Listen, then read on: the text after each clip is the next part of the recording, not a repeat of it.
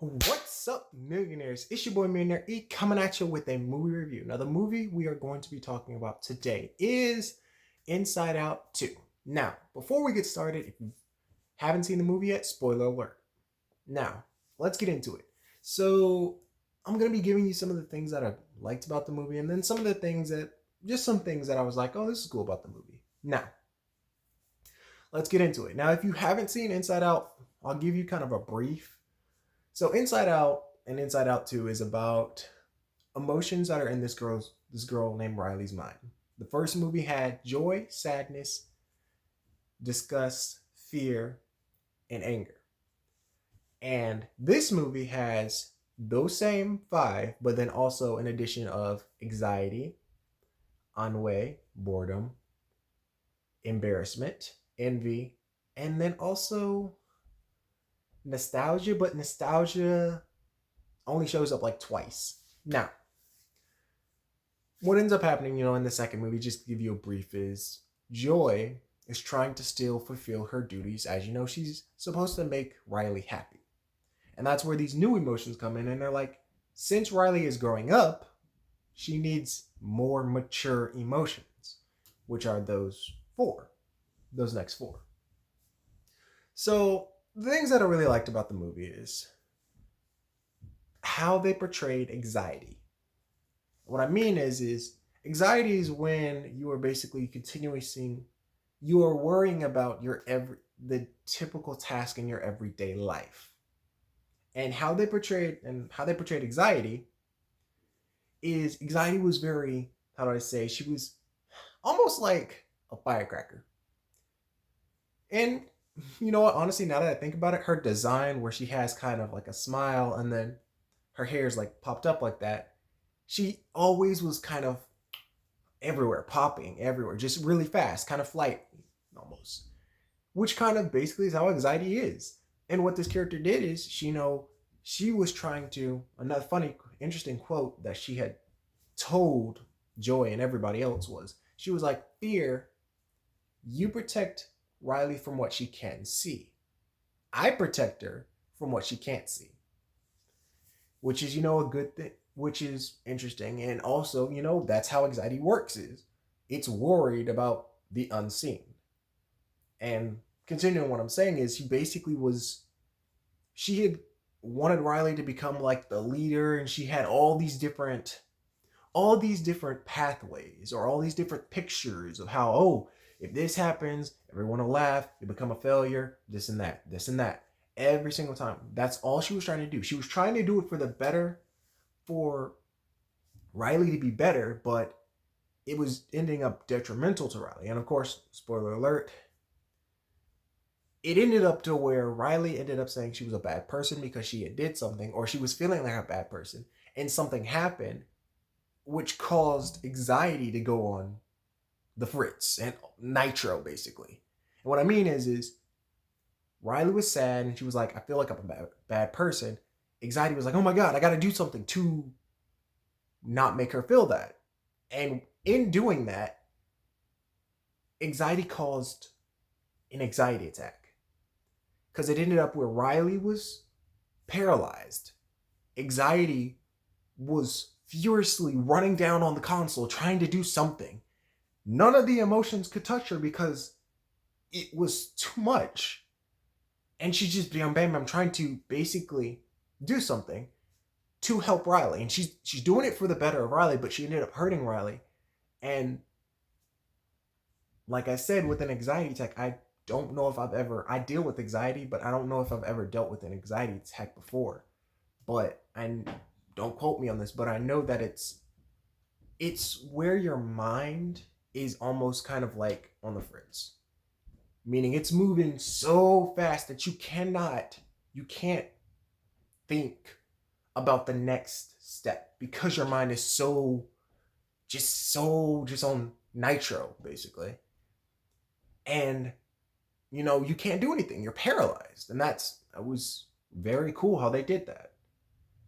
Now, getting into some of the other stuff, I did like, also, especially, of course, this is going to be another spoiler alert, but one of the things that I really did like what Joy did is Joy was like, you can't tell her where she goes. Meaning, basically, what she meant was, she was like, you can't control her. Meaning, your emotions don't control you. You make who you are. I was like, that's really cool. I like how she did that. But going into some of the other stuff that I really liked is in the movie, there was this character. He was like a dog, cartoon dog. And he had a pouch on him, Pouchy. His name is Bluffy. And Bluffy reminded me of Blue's Clues, or he could be like one of those other, like, basically childhood TV shows where they're like, do you see the clue, or do you see something? They're asking the fourth wall, or the children around, to basically help them. And like I said, it reminded me of Blue's Clues, because it was funny, because basically he's sitting there talking to a wall, but then the frame will change and he's looking at us and he's like, do you know what we can do? And Anger's like, who the heck are you talking to? And like, then he was like, oh, let's see if my Pouchy can help. Which was his pouch belt or something. He was like, we gotta sing the song, oh Pouchy. Which instantly reminded me to Mickey Mouse Clubhouse, how they call Toodles. They'd be like, oh Toodles. Which is really cool. Which is really funny as well. And another thing that was funny to me was when Joy broke. Like, before the movie, like before I had even saw the movie, there was just this one scene in the movie that I just saw on YouTube, and it was just hilarious.